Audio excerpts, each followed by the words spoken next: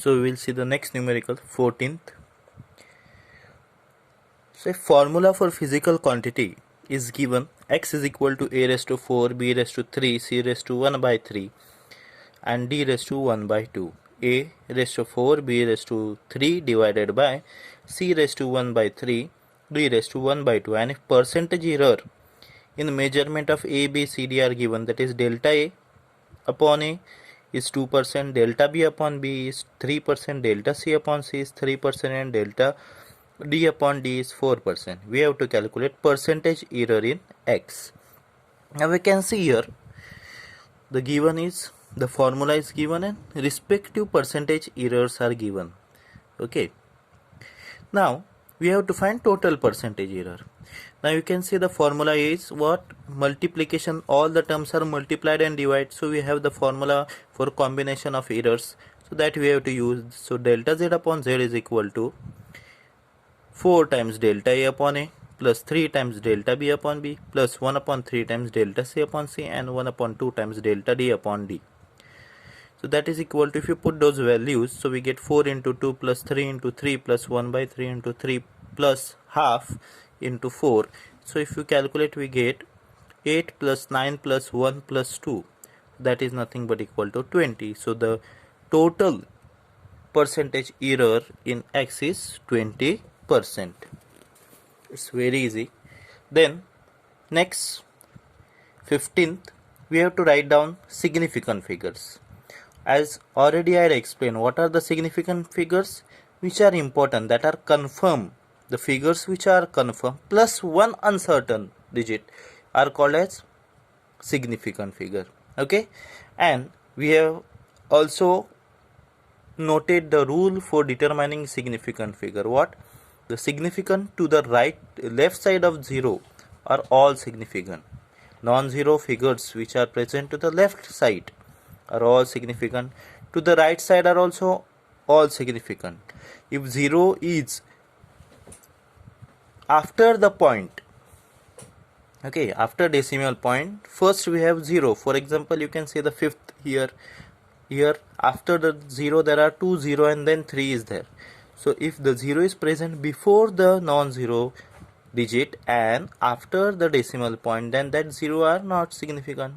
If the 0 is present at last, then it is significant. Okay, so like this we have to use the rule. So if you see the first, it is 0.1250. So the figure to the right side of decimal point 1, 2, 5 and 0 are significant. So here there are 4 significant figures. Okay, in second, 6.4 into 10 raised to 6. 10 raised to 6 is order of magnitude. So here significant figure are only 2, that is 6 and 4. Okay, same thing in third, we have only 2 significant figure, 1 and 6. In fourth we have 9 and 1, and fifth only 1, that is 3. Okay, so like this we have to determine significant figures. Next is a diameter is given. Okay, diameter of sphere is 2.14 centimeter. We have to calculate volume of the sphere to correct number of significant figures. Now diameter is given, that is 2.14 centimeter. We have to obtain the radius, that is half of the diameter. So it is 1.07. Now we have to find the volume. The volume of sphere is 4 upon 3 pi r cube. Okay, just put the values. Okay, while solving you should solve yourself, or you can make use of logarithmic table, but as you are not familiar with logarithmic table, when you will be familiar, you can get help of logarithmic table, how to calculate a long figures, okay, lengthy figures, how to calculate square and cube root and square root with help of logarithmic table. Okay, but don't use calculator while solving.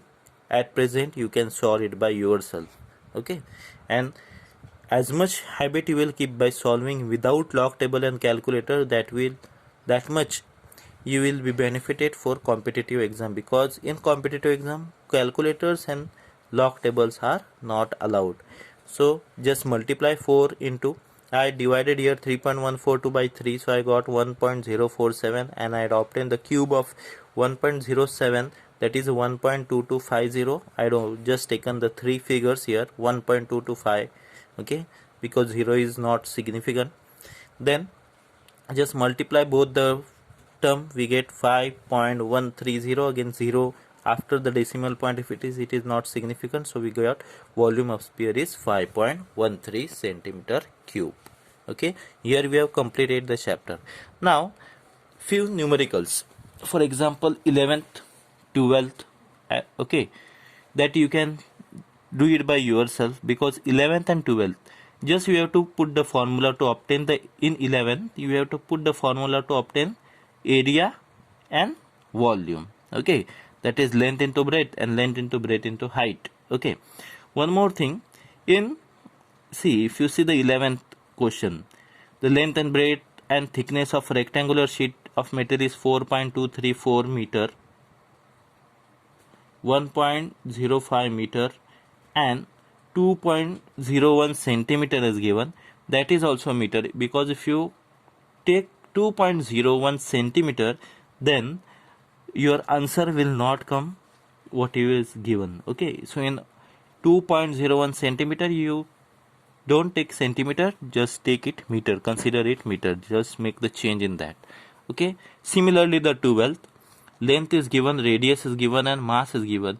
You have to calculate the density of it. What is this? First we have to calculate a volume. Okay, then we have to calculate density. Density is what? Mass upon volume. So just divide mass by the volume which you will obtain, you can get the answer. Okay, then 13th, as that particular part is been omitted, so that numerical is not there for you.